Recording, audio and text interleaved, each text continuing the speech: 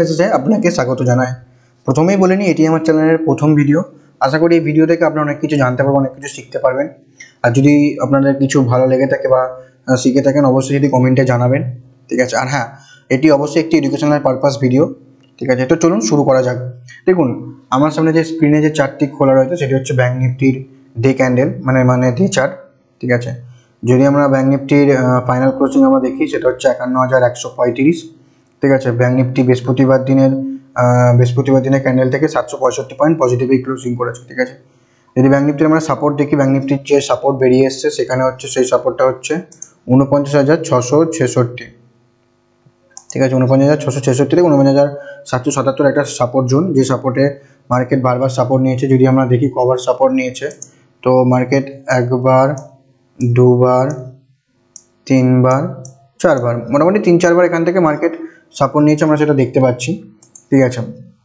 দেখুন, যেহেতু বৃহস্পতিবার দিন মার্কেট অনেকটাই ফল করেছিল, ঠিক আছে, এবং ফল করেছে সাপোর্টের কাছেই এসেছিল, এবং সাপোর্ট থেকে মার্কেট যেহেতু এখানে সাপোর্ট থেকে বারবার সাপোর্ট নিচ্ছে, তো সেখান থেকেই মার্কেট উপরে গিয়ে ক্লোজিং করেছে বেলা শেষে, এবং যেটা একটি হ্যামার ক্যান্ডেলের ফর্মেশন হয়েছে, এবং যার পরে বৃহস্পতিবার, এবং যার কারণে শুক্রবার যেহেতু বৃহস্পতিবার দিনের হাইয়ের ওপরেই মার্কেট ট্রেড করছিল, তো সেখান থেকে একটা শর্ট কভারিং মুভ দেখা গেছে, যে মুভটা ব্যাঙ্ক নিফটিতে ফার্স্ট যে রেজিস্ট্যান্স, সেই রেজিস্ট্যান্সের গোড়ায় নিয়ে গেছে, যেটা হচ্ছে 51,222, ঠিক আছে।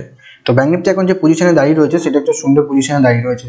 ব্যাঙ্ক নিফটির এখন যে পজিশনে দাঁড়িয়েছে সেটা হচ্ছে প্রথম রেজিস্ট্যান্সের গোড়াতেই দাঁড়িয়ে রয়েছে। যদি ব্যাঙ্ক নিফটি 51,222 ওপরে ট্রেড করতে থাকে, মানে 51,000, মানে শুক্রবার দিনের ওপরে, যদি শুক্রবার দিন ক্যান্ডেলের ওপরে যদি ট্রেড করতে থাকে মার্কেট, তো এখান থেকে একটা শর্ট কভারিং মুভ দেখা যেতে পারে ডে ক্যান্ডেল বেসিসে, অবশ্যই।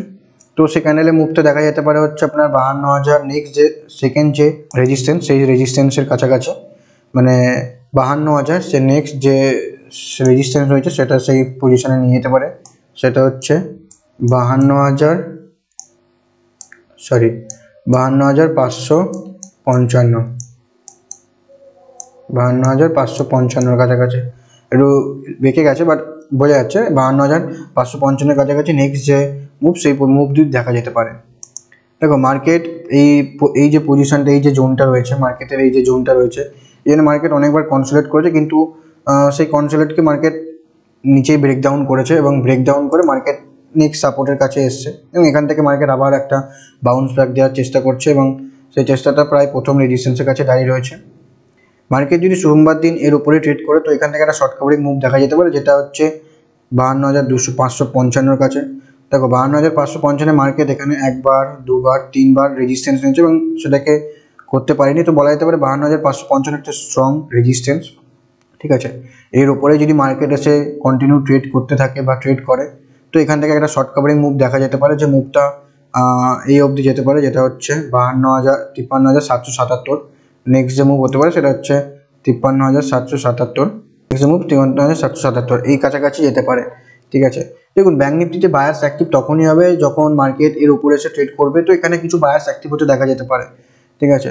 এবং ব্যাঙ্ক নিফটি যদি সেলার্স যদি অ্যাক্টিভ হয়, তো এর নিচে যদি মার্কেট ট্রেড করতে থাকে কন্টিনিউয়াসলি, তো এখান থেকে মার্কেটের সেলার্স অ্যাক্টিভ হওয়ার সম্ভাবনা দেখা যেতে পারে, এবং নতুন এন্ট্রি যারা সেলার্সের, তারা এই পজিশনে নেবে। নেক্সট যে প্রথম যে শেষ যে সাপোর্ট 49,666, এইটা ব্রেক করার পর এখানে হয়তো কিছু সেলার্সের এন্ট্রি দেখা যেতে পারে, ঠিক আছে।